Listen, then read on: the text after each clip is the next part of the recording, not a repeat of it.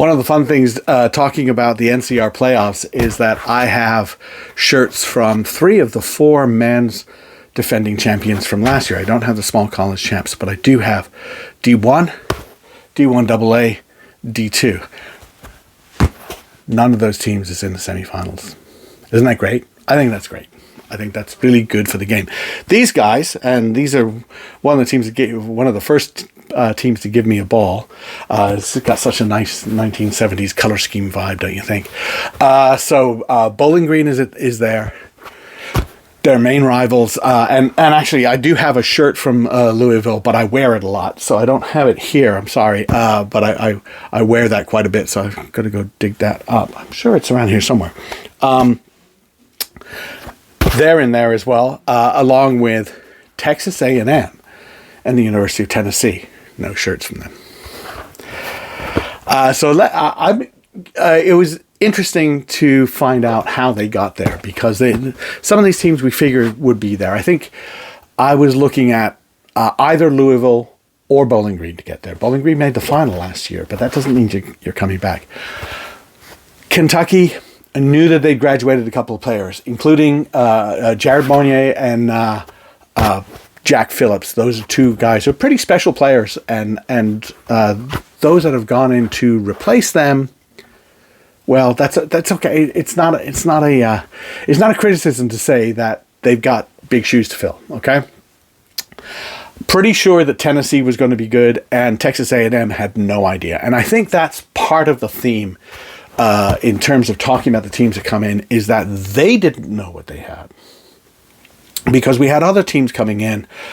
Teams from the Liberty, like Boston College. Remember, UMass was huge last year, but graduated some of those guys. So who's going to come in behind them? We thought that Northeastern would, but Northeastern got upset by these guys. Babson was a possibility. Boston College, possibility.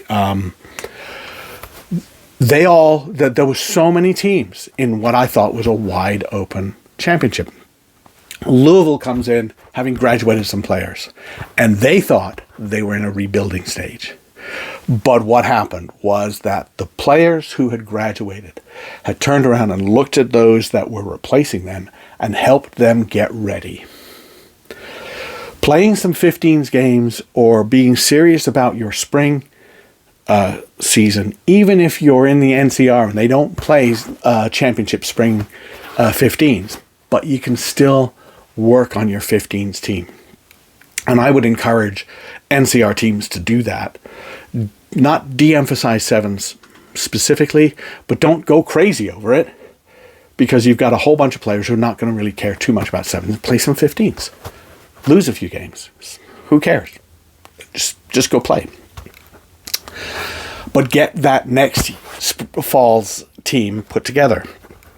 That happened a lot. Then they also had a situation where Emil Walton, who is the head coach / director of rugby, I talked about this in my other NCR playoff video, the D1s. South African coaches coming in, bringing their experience, but it depends on what position they played. It depends on where they're from within South Africa. Walton comes in thinking we're going to play with the ball all the time. We're going to play wide open Southern Hemisphere rugby. He brings in John Henry Karstens to be sort of a co-head coach, right? But Karstens has a forward mentality. That's good, because you can bypass the need. You can play with the ball all you want, but if you don't have it, it doesn't matter, right? So they kind of like are a yin and yang, and they work together very well. That's important, that they work together. It's a team sport. It's also a team sport when you are coaches.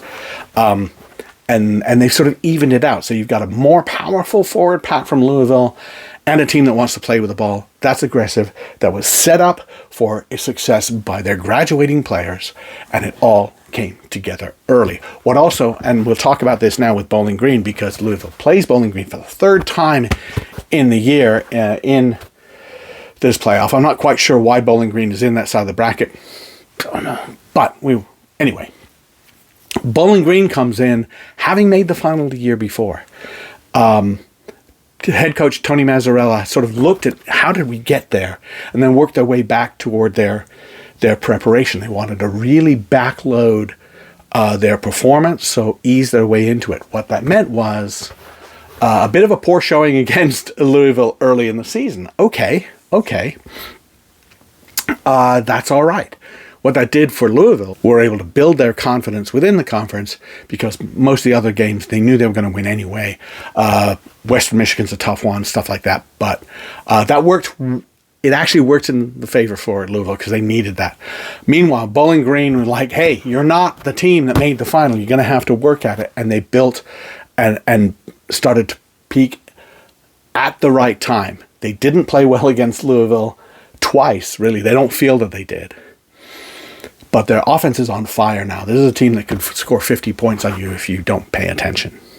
So it's a very interesting matchup between Bowling Green and Louisville. Yes, Louisville's won twice, but we've seen this happen before, right? Where a team plays someone else 3 times and the third time is not the charm. Thanks everybody to our sponsors, Irish Rugby Tours. Go on tour. You need some help? Irish Rugby Tours will help you with itinerary and with games, competition, fun, the whole thing. You want to play at a higher level? Panther Rugby Academy. That's a great way to get playing experience in the United States and just outside the United States in 7s and 15s for young players. PantherRugbyAcademy.com. You want to play and coach at a higher level and get some international input? How about Crusaders Global? Go to CrusadersGlobal.com. Do you want to spend part of your Northern Hemisphere summer in New Zealand learning how to be a great player? Doesn't sound like a bad idea, does it? Do you want to go to a great college and play great rugby? Next Phase Rugby is the app that you download to connect yourself with college rugby programs and the best college rugby programs, and you can find something special for yourself. And do you want to help rugby get better in the United States? usrugbyfoundation.org. Go join their clubhouse, donate to them. They will help build games, build programs, build players, build coaches, build referees. Texas A&M, they come in, pretty much a new coach in Tui Osborne. Not a new conference, but A&M had been a D1A team, struggling to be at that D1A level because they're a club team. So now everybody moves to NCR in the Lone Star. A&M is now a D1AA team. They've got to look at some of their tougher games, Sam Houston State and University of Texas. Key games for them. But they still don't know what they have. And Osborne, though, excellent coach, found success at Life, found success at St. Bonaventure. By all accounts, and I've seen him in person, of just a really successful coach. MLR Rising, he was coach at MLR Rising. And they find that they actually know what they're doing. So this has been a journey of self-discovery for A&M, and what they discovered was they can win some of these tough games. They've been given the tools to do that. So this still is a team. I'm not sure they quite know what they are. And then, so that's 3 teams that sort of really weren't sure who they were at the beginning of the season. And then the 4th one, Tennessee, they knew who they were from the beginning. They're a team that hits hard. They call their main tacklers the back row, and their main tackling group the hit squad. So I like that. And they knew that they would be strong in set piece. They knew they would be strong in defense, and they knew then what they had to do was just tweak little things. This is a team that has experience. This is a team that reloaded and is ready, and saw that Kentucky might need a year to rebound to the level they are, and we're getting to that level. Having to try and get past Kentucky for 2 years was exactly what sort of motivated them, pushed them, taught them to get to this level. So Tennessee was the only team, I think, that came in thinking, we're going to make this level. Absolutely, we're going to get there. And they are here. And I think maybe they're favorites, but I still think it's wide open. I think it's wide open on the other side. Yes, Louisville has beaten Bowling Green twice, probably favored to win again.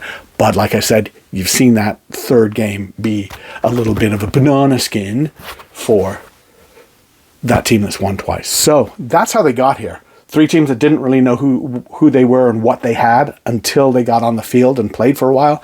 And 1 team that knew exactly what they had and just had to make sure that they kept it.